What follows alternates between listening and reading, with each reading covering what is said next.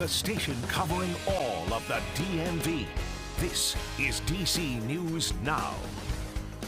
And coming up with DC News Now at noon, Brian Walsh was in court today following his wife's mysterious disappearance.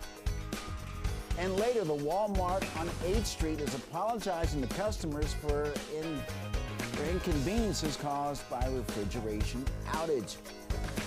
Good afternoon, and thank you for joining us for the news at noon. I'm Mark Hall. Developing now, the husband of a missing D.C. real estate executive appeared in court this afternoon after being charged with misleading a police investigation. According to our sister station, WWLP in Massachusetts, during arraignment, prosecutors alleged that 46-year-old Brian Walsh lied to investigators about the day Anna disappeared and what he was doing that day. He pleaded not guilty in Quincy District Court.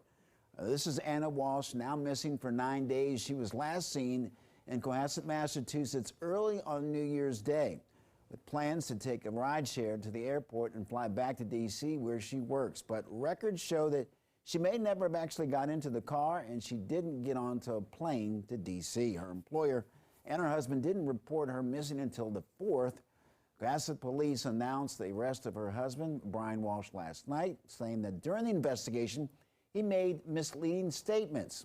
As for the investigation here in the district, D.C. police went to her townhouse in the Friendship Heights area the day that she was reported missing. She wasn't there, but they didn't find anything unusual. Police haven't had any luck trying to track any activity online either. It's very difficult, as you know, nowadays not to leave an electronic footprint or some type of footprint, which are debit cards or your credit cards, and none of these things have been active since the first of the year. Brian Walsh's bail set at $500,000. He's due back in court February 9th. We'll have much more coming up on DC News Now at 5. Well, meteorologist Damon Matson joined us for the latest check on the forecast. Damon, what can we expect today? Well, Mark, after a little bit of a gray end to the weekend, things are looking up. A lot of sunshine has returned and is here to stay with us as we get more into the afternoon hours. Now, that system that brought all the clouds yesterday, thankfully, it didn't produce a lot of precipitation. Most locations barely got a trace, if that, with a little bit of light rain off across our southern counties. And then we had that light wintry mix that fell across some of the mountain locales in western Maryland and West Virginia, but nothing that was very substantial. It stayed relatively quiet as we got into the overnight hours. And there's a look on that satellite picture, clear as can be, with a lot of sunshine ahead of us now as we roll forward this afternoon. But despite the sunshine, it's not exactly going to turn into a warm day. Seasonably chilly as temperatures do hang out mostly in the mid to upper 40s, and there's going to be a consistent breeze, making it feel even chillier at times. Now, as we move ahead this week, when do we see our next chance of more significant precipitation? We'll let you know in just a bit. Damon, thank you. Police are investigating a deadly shooting on Quincy Street Northeast after they say a homeowner opened fire on a 13-year-old. Karan Blake was shot and killed just before 4 o'clock Saturday. Police say that the man who shot Blake told them he believed the teen was breaking in the cars. The man went outside with a gun and interacted with Blake before firing his gun. As of right now, the man is not facing any charges. And one update to a case of a first-grade teacher shot in the classroom by a 6-year-old student. The mayor of Newport News says the teacher at Rich Neck Elementary is showing signs of improvement.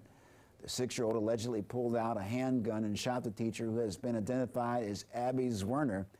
No students or other staff members were injured, but classes are canceled this entire week while the school deals with what happened. The district superintendent says that there's a lot of unpacking that needs to be done, including how such a young child got access to a weapon and why they chose to use it against their teacher. The child remains in police custody.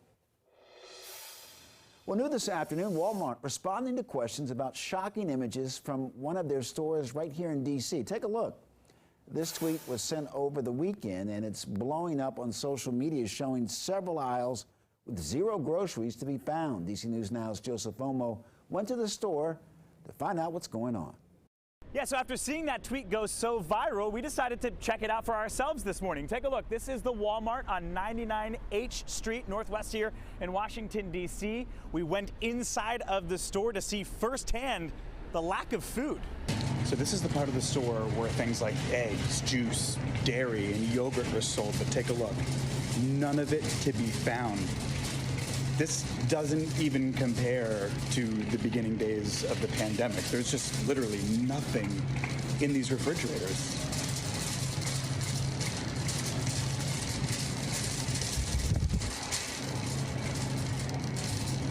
And one of the interesting things is that they say that it's due to a refrigerator outage, but when you touch this, it's pretty cold.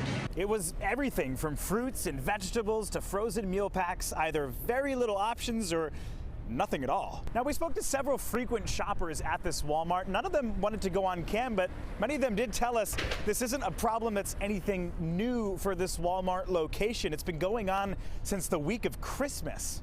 Well, we also got some new information today from a Walmart spokesperson. Tells us that all of those empty shelves that you see should be fully restocked because the refrigerators are indeed fixed. Everything should be fully restocked by the end of the day. Reporting here in Northwest Washington, D.C., I'm Joseph Olmo, D.C. News Now. Our thanks to Joseph. Developing now, Brazilian officials are investigating after thousands of people stormed Brazil's Congress, Supreme Court, and presidential palace. Supporters of the ex-president Jair Bolsonaro, were demanding a military takeover against the newly inaugurated leftist leader Luiz Lula da Silva.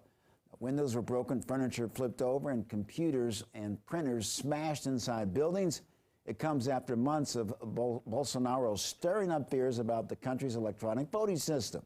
He called the election that he lost rigged without evidence. 300 people have already been arrested in Brazil, and that's according to police. So President Biden responded to the news, writing, quote, "I condemn the assault on democracy and on the peaceful transfer of power in Brazil. Brazil's democratic institutions have our full support, and the will of the Brazilian people must not be undermined." He added that he looks forward to working with the elected president, Lula da Silva. Well, President Biden also traveled to El Paso, Texas on Sunday and assessing the enforcement operations at the U.S.-Mexico border. The trip comes just days after his administration announced new restrictions on asylum seekers amid record numbers of migrants attempting to cross into this country. Washington correspondent Rashad Hudson takes a closer look. While in El Paso Sunday, President Biden toured sections of the border wall. But they need a lot of resources, and we're going to get it for them.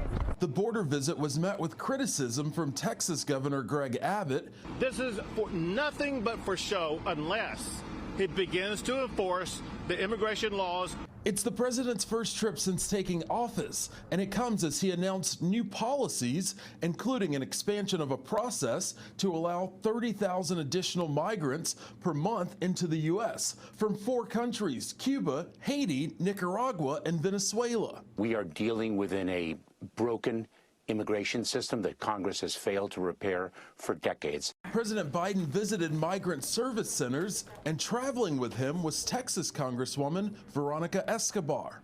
We had a great conversation with the president about solutions, ways to work together going forward. President Biden is now in Mexico City, where he will gather with Mexico's president and Canada's prime minister for a North American Leaders Summit. Bills safety Damar Hamlin cheered on his team as he continues recovering from cardiac arrest. Hamlin tweeted this photo with the caption, "Game time," ahead of the opening kickoff. Well, Buffalo came out strong, scoring on the Bills' first play since Hamlin collapsed on the last week on the field. Now, it was also Buffalo's first return touchdown in 3 years and 3 months. Hamlin wears the uniform number 3.